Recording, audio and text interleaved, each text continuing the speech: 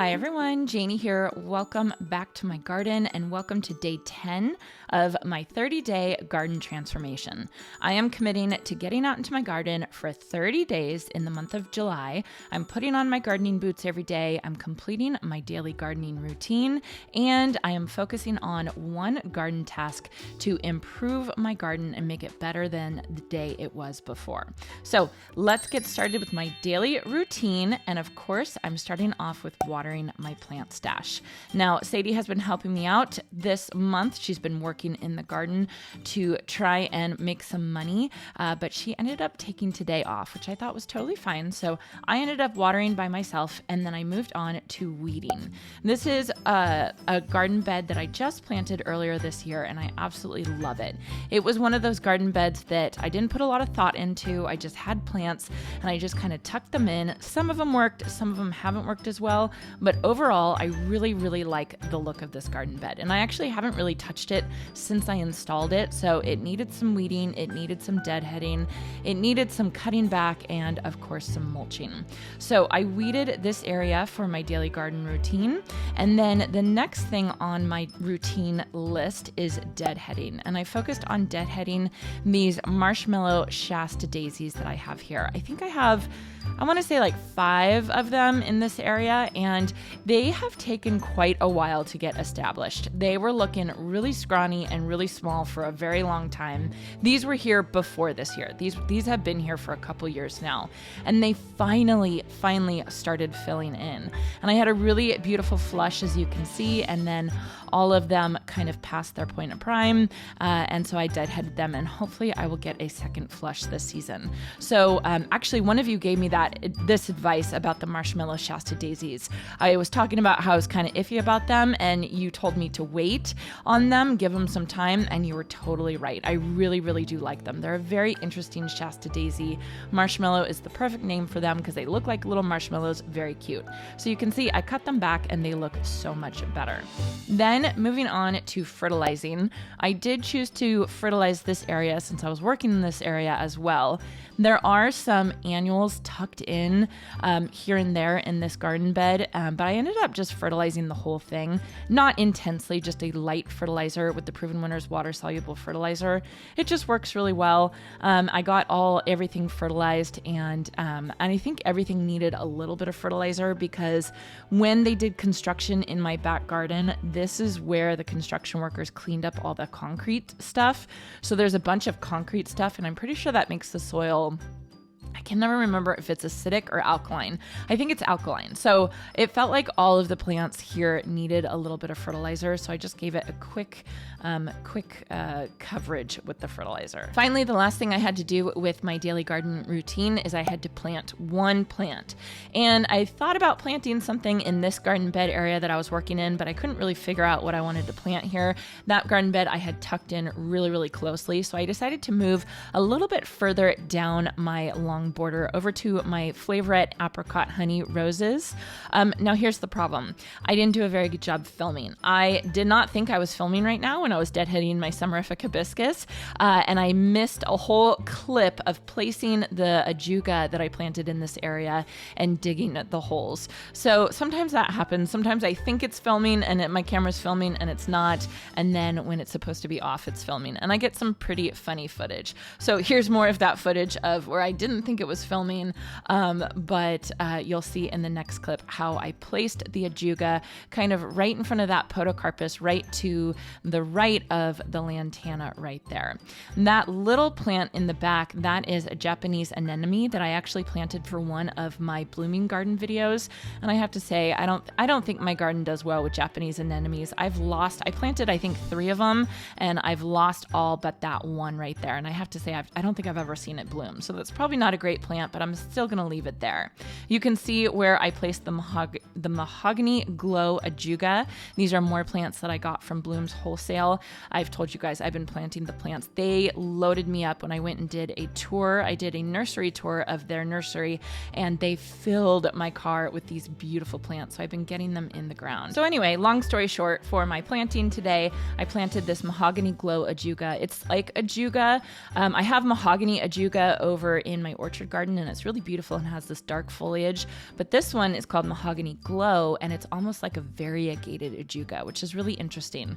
And it's so funny because I never really liked ajuga. I just kind of like passed it by. I think I even remember telling my mom not to plant ajuga in her garden, and now I regret that because I actually think it's a really, really beautiful ground cover, and I love the blooms. And so sorry, Mom, for telling you not to plant ajuga. I think it's a really, really gorgeous plant, and I love all the different colors. So if you haven't tried ajuga yet, try it because it's just a very, very neat plant, and I think it's going to cover this whole area, and I think it's going to contrast really well with that lantana you see right next to it. So anyway, that was my daily garden routine for day 10. Then I decided what I was going to do for my focus garden task today is I was going to work on mulching. Like I said, Sadie has been helping me out in the garden. She'll be 13 next month. I cannot believe it. And she is already saving up for her car, which I just think is fantastic. So she has been working in the garden to earn some money. And she was just telling me, really, she looked tired this morning. She was telling me how tired she was. And I told her to just take the day off. And so she normally has been mulching for me, doing a lot of mulch, adding mulch to the garden. And I decided I was going to take that on for my focus garden task today. And I hate mulching. I'm so glad she's out there helping me because I really, really just hate mulching. You get so dusty. You get it in all of your orifices, your nose, your mouth, your eyes. Like, it just gets absolutely everywhere. But it really does make the garden look absolutely incredible. It makes such a difference, and it is so good for your garden. When I went through my Master Gardener's training, I've told you guys this a couple times, but in class, we never said mulch because mulch was so important. You had to say it 3 times. Mulch, mulch, mulch. Because mulch helped with temperature control of your soil. It helped keep the moisture in with your soil. It helped keep weeds down by keeping the temperature down. It kept the microbes and the microorganisms going in your soil. It just is so incredibly beneficial. And I just recently read that you should be mulching your garden twice a year, which, oh my goodness, is absolutely too much, but I can commit to once a year adding some more mulch. I think it's just going to be like weeding. It's just one of those things that you just continually have to do to your garden to keep improving it. And my absolute goal is to plant enough ground cover and plants in my garden and that mulching becomes a smaller and smaller and smaller job every year. That's really what I want to happen. But being just in the 3rd year in our garden, I still have plenty of areas that I need to mulch. Now, talking about the types of mulch, there are different types of mulch that you can choose for your garden, and it's definitely a personal choice. At my last garden, I used black mulch, and I just think black mulch is gorgeous. I love the look of black mulch. But technically, black mulch is, this is what I learned in my Master Gardeners. I'm not shading anybody that has black mulch because I do love it, but black mulch can actually cause the soil to get hotter because of the dark nature of it. So it's not the healthiest thing for your garden. Plus, black mulch is dyed, and that's not the healthiest thing for your garden either. Arborist wood chips is fantastic for your garden. And one of the reasons why arborist wood chips is so good for your garden is because they are different shapes and sizes, and that helps keep the whole area aerated, and it helps the mulch break down faster, which creates more organic matter, which feeds your soil. So if you're really focusing on feeding your soil, arborist wood chips is absolutely the way to go. Now, normally I like using arborist wood chips because they're free if you use getchipdrop.com or get them from an arborist, but I have been having the hardest time getting deliveries from getchipdrop.com. It's just been months and months and months, and then when I do get a delivery, it's not great, which is such a bummer because I've had really good experiences with getchipdrop.com. If you guys aren't familiar with that, it's a kind of like a match.com for gardeners and arborists, where the arborists have wood chips from trees they've cut down, and instead of taking it to the landfill, they will drop it off at at your house for free. You can give them a donation, which I usually do. But you know, if there's not enough people on the app, then you're not going to get your delivery. So anyway, this year I paid for what I consider the second best type of mulch, which is called walk-on mulch. And the reason why walk-on mulch is good is, again, because of that abnormal shapes. It's not all the same size nuggets like that you get with like black mulch or the mulch that you get in bags. Those are all the same size nuggets, and they do that so that the mulch doesn't break down and it stays in your garden longer. And that's great for people who don't really want to worry about it and just want to mulch and be done with it. But for a gardener like myself who's working on the quality of my soil, I actually want my mulch to break down. So walk-on mulch will break down faster than the little mulch nuggets. So what you see me spreading here in this area is walk-on mulch, and I'm just doing a couple inches, and not only does it make the space look so much better, but it's actually going to feed the soil, which I think is really important. This is one area of my garden that I haven't added a lot of compost to. For the rest of my garden, I've done no-till gardening, which is it's like 4 to 6 inches of compost and then another couple inches of arborist wood chips, and all of that breaks down and adds to the soil. But this area is the one area, or one of the areas I should say, that I have not done that in my garden, and I definitely notice a difference. This soil is nowhere near as good as other soil in my garden, and it's on my list to add compost to eventually, but you can just imagine it's a lot of cost and it's a lot of work to do that. So I think it's just going to take some time to get to all parts of my garden, and then eventually I'll just have to start over and go add more compost and go add more arborist wood chips to where I started, and that's just the nature of it, right? So as you can see, after I finished mulching this area, it made 1,000% difference. It looks so much better. I am so happy with how this looks, and it just gives me motivation to keep going. And that is the goal of this 30-day challenge, is just to do a little bit of gardening, but do it often. Do it every day, and then that's going to help with the motivation.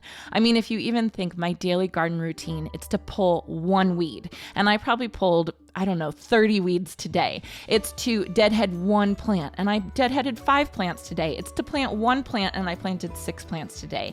And that is what I think is the really great thing about this challenge, is I don't have to do anything. I have to do the bare minimum, right? Which is pull one weed, fertilize one area. But you just get so motivated when you start seeing a little bit of progress like this.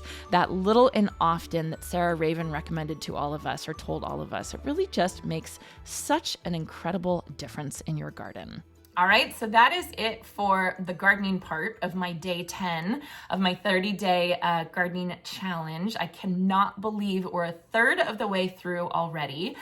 So I got my daily garden routine done. I did great stuff for my daily garden routine, and then for my focus garden task, I mulched, and I have mulch dust all over me, and I need to go take a shower. But first, I wanted to answer some questions that you all left in the comments section. And I have to say, I love all your comments in this challenge. I love that a lot of you are joining in with me on this challenge. No pressure to join in, but if you do get motivated, read the comment section, because so many people are talking about what they did today, what they did yesterday, what they planted, what they fertilized, what they weeded, which is just, it's so motivating for me to read. So thank you all for leaving the comments in the comments section. A couple questions that I have gotten for the past couple videos. People are still wanting to ask about the fertilizing, the water-soluble fertilizing that I've been doing with my plants. Sydney says, odd to me, spraying fertilizer on the foliage, not the soil where the roots take it in. Is this a practice people follow? And Maryline actually answered Sydney, and I really liked Maryline's answer. Yes, plants can absorb nutrients and fertilizer through its foliage. Yes. You can Google search for foliar feeding or application for more details. Yes, Maryline is right. Plants can absorb fertilizer, especially nitrogen, through its leaves.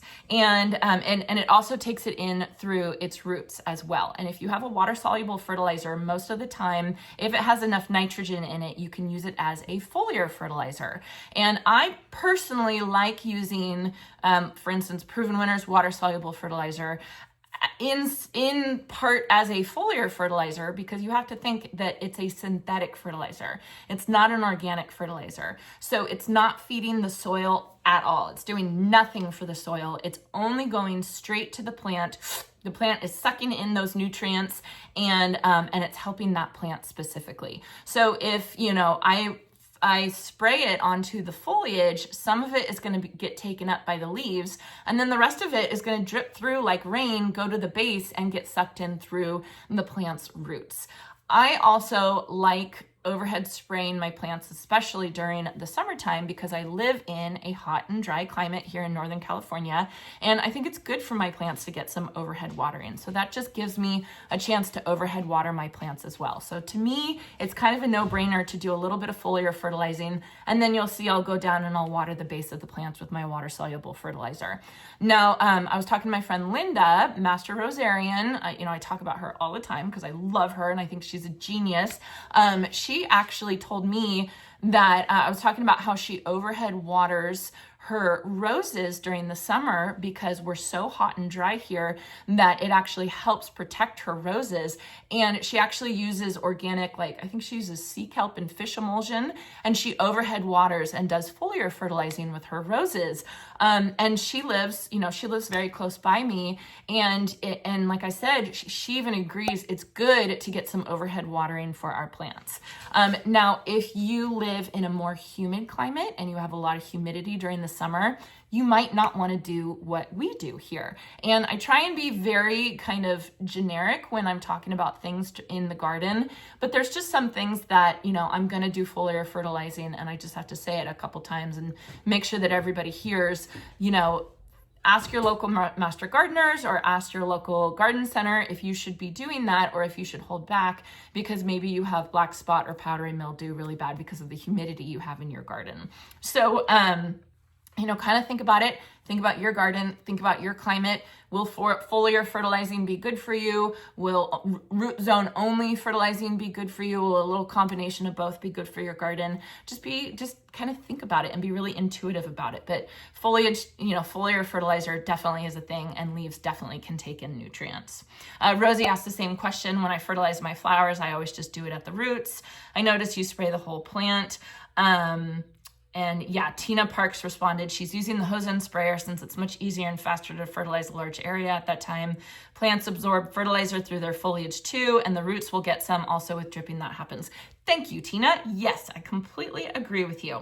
And never do it during the hottest part of the day. Yes. Anyway, so that hopefully answers that question that you guys have about the water-soluble fertilizer. Then I had one more question from Tammy, if I can find it. There we go. Question about your proven winners crepe myrtles you planted behind your greenhouse. How are they doing? Can you show them next time you're doing a back garden tour? I'm seriously considering buying about 10 of them to plant as a privacy screen between me and my neighbor's house. I love crepe myrtles. I never see or hear you talk about them. Also, can you buy them in a bigger size than the pint size? I would hold off on those center stage crepe myrtles, Tammy. They sat there for a very, very long time, and they didn't do very well. And I lost 3 of the 6, and then I ended up I only have 1 left right now. And then I was talking to my friend Kevi from Garden of Shrubs. She's based out of Texas, and she said the same thing. Her center stage crepe myrtles kind of just sat there and didn't really do anything. So I don't know what Proven Winners is doing about those center stage crepe myrtles. They might be removing them from their rotation or something like that. But if I were you, I would go to the garden center and I would look at whatever local crepe myrtles are really good. Like basically whatever ones that they plant in parking lots or stuff like that, right? We have a lot of Tuscarora crepe myrtles. We have Natchez white crepe myrtles around here. Basically whatever of those crepe myrtles are going to do, I think are going to do better than the center stage crepe myrtles. And no shade to Proven Winners. You guys know I work for Proven Winners. I love Proven Winners. I think they have the best plants on the market, but not all of them are 100%. And I think it's good to hear which ones I really like and which ones I'm not a huge fan of. And I think center stage crepe myrtle, right now, I'm not a huge fan of. So that would be my answer for that, is maybe go find some other crepe myrtles, not the center stage ones. So anyway, that is it for day 10. I hope you all enjoyed this. Stay tuned for day 11. I have no idea what I'm gonna do. Again, I'm like, I was so organized in the first week, and now I'm kind of like, what am I gonna do tomorrow? I don't know. It's gonna be a big surprise. Until then, I hope you all have a chance to get in your garden today.